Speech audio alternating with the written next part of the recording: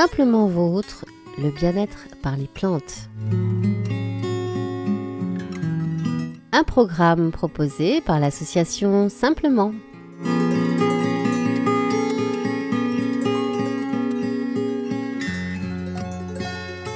Bonjour à toutes, bonjour à tous. Très heureuse de vous retrouver pour cette rubrique Simplement Vôtre et très heureuse également de retrouver Daniel. Bonjour Daniel. Bonjour. Et Claude, bonjour. Bonjour. Alors, on va reprendre cette nouvelle saison. Vous avez pu déjà découvrir de nombreuses plantes et leurs bienfaits. Aujourd'hui, c'est Daniel qui va nous parler du framboisier. Oui, je vais vous parler du framboisier sauvage. On peut le trouver dans les forêts, on peut le trouver dans des terrains incultes. On peut aussi en avoir un peu à la maison, ça aide aussi. Donc, le framboisier sauvage est un arbrisseau avec des longues tiges flexibles qui sont couvertes de petits aiguillons. C'est-à-dire ça picote. C'est moins agressif que les ronces, mais on peut s'accrocher quand même dedans. Les feuilles sont alternes, velues, et elles sont divisées en 3 à 5 folioles. Donc on a l'impression qu'il y a 3 feuilles, mais en fait c'est une feuille avec trois parties, qui sont ovales, dentelées et pointues. Et le dessous des feuilles est légèrement blanc, c'est-à-dire un petit peu velouté blanc. C'est une plante qui peut être très envahissante, mais quand ça forme les fruits, on est très content de les trouver. Les fleurs sont en grappe et chaque fleur est formée de 5 sépales renversés vers l'arrière, de 5 pétales blancs qui sont dressés et de nombreuses étamines. Les framboisiers fleurissent de mai à juillet.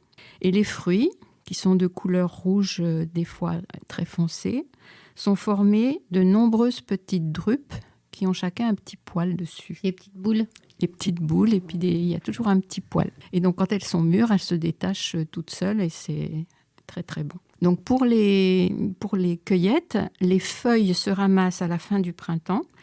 Les fleurs se ramassent juste avant qu'elles soient épanouies, et en juin, et les fruits se ramassent entre juillet et même septembre. C'est très différent des autres framboisiers, parce que des framboisiers sauvages, personnellement, j'en ai jamais vu. Aussi, souvent, quand il y a des myrtilles ou des choses comme ça, là, dans nos coins, il y a de la framboisier. Il y a des myrtilles sauvages aussi ? Oh oui. Ah ouais. Oui.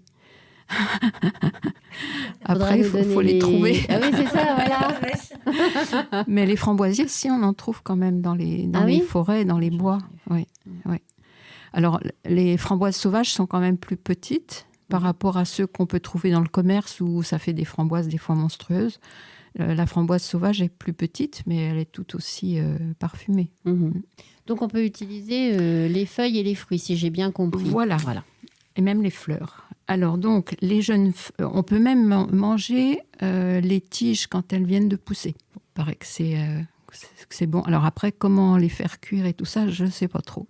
Mais c'est comestible. On sait que tout ce qui est biche, cerf et tout ça adore ça aussi. Donc, il faut lutter pour en avoir un peu. Les ours aussi, mais bon, les on en a ours pas mangent par les ici. fruits. Plus les fruits, les ours. Oui. Alors, donc, les jeunes feuilles, elles sont riches en vitamine C, en tanins et en sels minéraux. Et en infusion, elles sont tonifiantes, resserrent les tissus. Elles sont un peu diurétiques et agréables au goût, bien sûr. Et on les recommandait dans le temps contre les inflammations de la gorge. Ça peut rentrer dans la tisane contre la toux. Elles sont aussi utilisées pour les troubles intestinaux. Comme elles resserrent les tissus, elles sont astringentes. C'était utilisé aussi contre les hémorroïdes et les rhumatismes. Alors, je ne sais pas jusqu'à quel point c'est efficace. L'infusion de fleurs est également indiquée contre la grippe, les rhumes et les refroidissements. Alors, par contre, il faut en trouver déjà un certain nombre. Alors, les framboises, elles contiennent peu de sucre et donc elles peuvent être mangées par les gens qui ont des problèmes de sucre comme les diabétiques. Elles sont rafraîchissantes, bien sûr, elles sont bonnes au goût. Elles sont bonnes contre les aigreurs d'estomac et elles sont conseillées aussi aux rhumatisants. Alors, par expérience, je sais que quand on ramasse ces petits fruits, des fois, il y a des petits vers blancs à l'intérieur. Donc, faut regarder avant de les manger. Mais, comme dirait mon mari, c'est des protéines, donc il n'y a pas de souci. On peut manger les verres. Et si on les met à tremper dans de l'eau avec du vinaigre, ça... On peut, mais il vaut mieux pas les laver. C'est mieux que de les manger direct. Bon Ouais. Donc juste avec un petit chiffon éventuellement, si on voit qu'il y a un petit peu de saleté dessus, mais sinon, il vaut mieux ne pas les laver.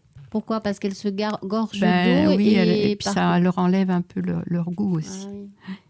Donc par exemple, pour contrôler les maux de gorge, on peut faire infuser 3 cuillères de feuilles sèches dans 1 litre d'eau bouillante pendant 10 minutes. Et avec les fruits, on fait plein de choses. On fait des sirops, on fait des vins, on fait des vinaigres, on fait on peut les mettre dans des tartes, on peut faire de la glace, on peut faire plein de choses avec les fruits. Et puis même des liqueurs. En Alsace, il y a une liqueur qui s'est faite à partir des framboises. Ah, oui. Donc je peux vous donner une petite recette, le sirop de framboise au vinaigre. Donc ça fait drôle. Donc il faut des framboises et du vinaigre de vin rouge. Et on met 1,5 kg de sucre pour 1 litre de jus. Donc c'est vraiment un sirop. Donc il y a du sucre dedans. Donc dans un pot, par exemple, on tasse les framboises, on recouvre de vinaigre. Donc ça peut faire peur parce que le vinaigre, on se dit, oh là, c'est pas bon. Mais en fait, quand on aura enlevé les framboises, le goût du vinaigre ne se ressentira pas. Donc, dans un pot, on tasse les framboises, on recouvre de vinaigre qui ne laisse pas de goût après. Il ne faut pas avoir peur. On laisse macérer 8 jours au frais. Et après, quand on presse les framboises, donc on obtient un jus. Et on ajoute, par rapport au jus, 1,5 kg de sucre pour 1 litre de jus. Donc, pour avoir 1 litre de jus, il faut déjà beaucoup de framboises. Donc, oui. On peut faire du sirop avec moins, mais il faut garder cette proportion. Après, on chauffe au bain-marie en remuant tout doucement, en évitant de faire bouillir.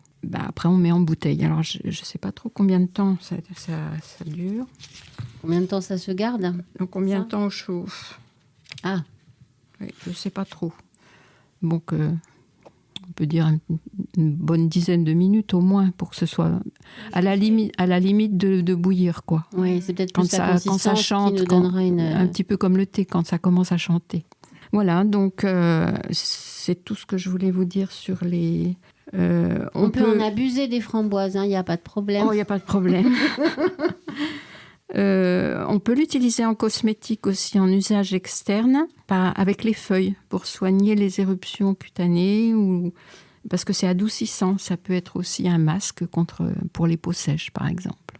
Donc, elles ont des propriétés, ces feuilles de framboisier. Donc, c'est un petit arbre qui est bien sympathique quand même s'il est un peu agressif par moment. Quand on passe dans les bois, oui. Ça peut arracher un peu les jambes nues, mais ça vaut le coup. Oui. Voilà, donc n'hésitez pas. Cherchez les framboisiers sauvages dans les friches, les sous-bois. Et puis, régalez-vous. Oui, c'est bien dit. Merci beaucoup, Danielle, et à la semaine prochaine. Au revoir. Au revoir.